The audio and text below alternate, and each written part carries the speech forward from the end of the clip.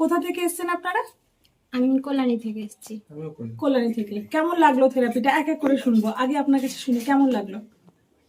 কেমন লাগলো বলতে মানে আমি ধারণাই করতে পারিনি যে এখানে এসে মানে আমার পুরো চলার পথটাই মানে এতটা পাল্টে যাবে।